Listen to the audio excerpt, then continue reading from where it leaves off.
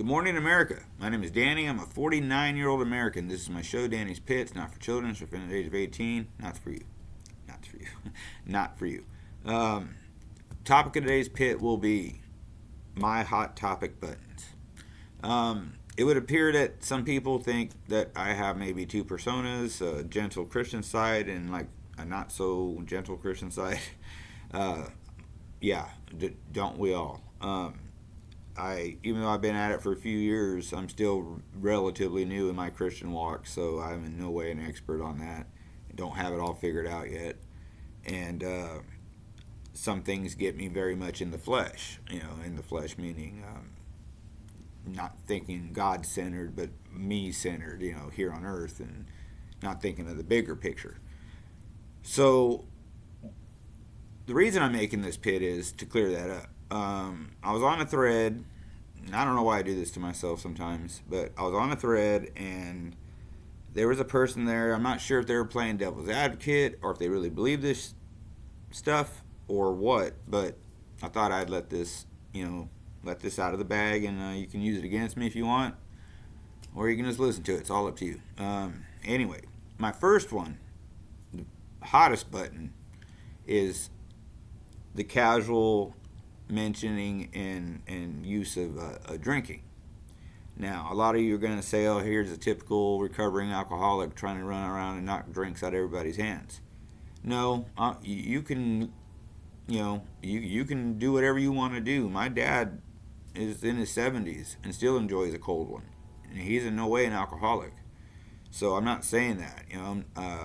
What I'm saying is, though, when your handle has something about drinking in it, and you're like almost 40, just think of it this way, okay? When you walk into that bar, think about when you were 23 or 22 and you saw a couple of, let's say, mid 30s up to 40s people come in. Everybody's looking around like, who lost their dad? It's like that's who we've become. And it's a hot button topic because, as you know my story, my alcoholism led me to prison and lost a good chunk of my life in there. And it also ended my cousin, who I usually refer to as my brother. It ended his life in his mid 30s, and we were drink for drink. And the only reason I think I'm here today is because I got locked up. It took me out of it, and I got stronger in there, and I started thinking about things in there, and he was out here, and I guess he just kept going like we would have kept going if I had never gotten locked up. And I was actually doing more than him because all he did was drink. I was taking pills. I was I was doing all kinds of crazy. 10 years ago, a whole different Danny would have been on this computer talking to you guys right now. And that's why it's a hot button for me. I'm very passionate about it. Now, if you're the type of person that can have 2 or 3 beers and then walk away, I'm not talking to you. And you don't need to leave comments like, "Stop telling people what to do and how to live." I'm not. I'm just giving advice.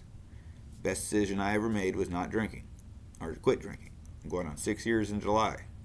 Still the best decision I've ever made for myself, health-wise. So when you got your pictures and you're in your mid to late 30s, going on 40s, you're day drinking, you're out, and you know what I'm talking about. It's kind of sad. It's kind of a sad life to look at, to say that, man, this guy can only have fun with that can in his hand or that bottle or that whatever. And it took me a long time to learn how to have fun without that as well. But trust me, when you can remember the event you went to the next morning, it's a lot funner than them telling you had a good time, which I went to a lot of places and had a lot of good times, according to some people. I don't remember, so I'll never sit here and say, I had more fun when I was drinking or anything like that. And my second, and I'll leave it. I was going to do 3, but I'm just going to say the 2. Second hot button topic I have are these preppers, the doomsday preppers, or they think they're going to hold off the government one day, or whatever, not getting my guns and all that shit. To you, I say you're a liar, and either you're a liar or you're crazy. Because if someone started pounding on that door and I opened it up and there were 15 agents out there with body armor from head to toe, wanting to come in. Even if I had the mind to fight them off, I couldn't. Not all of them. They'd eventually get me. And you could say, well, at least you got some back. Well, fine, yeah. But my point is, like I said on the other pit, you and your 25 buddies and all your ARs and your 10,000 rounds of ammunition and your freeze-dried, pinto beans and all that. How far do you think you're going to go? One person even said, well, we'll make our own weapons like our forefathers did. How are you going to produce like 10,000 ARs overnight like our forefathers did? It took weeks to build a damn rifle. One that shoots a ball. That's if you know how to rifle the barrel.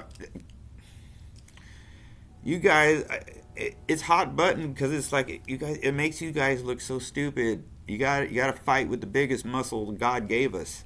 This one. It's how David beat Goliath. He didn't wrestle him. You could say, well, he used a sort of a weapon. Yeah, but it wasn't a gun. So that's my point. He improvised. A stone, sling. I kill rabbits. I can hit this fucker. Bam. He fell. This, man, not anything else. Nothing you can buy. Nothing. No, this. That's how you do it. And I can't go into it much further than that. But that's a hot button topic because it just kind of like, it's kind of like those, I don't know, it's reminiscent to me of like Clears for Palestine, or like the joke, the blacks for KKK, the doomsday preppers, come join us. I just saw this morning Bill Gates has some 500 whatever $1 million underground bunker of some kind.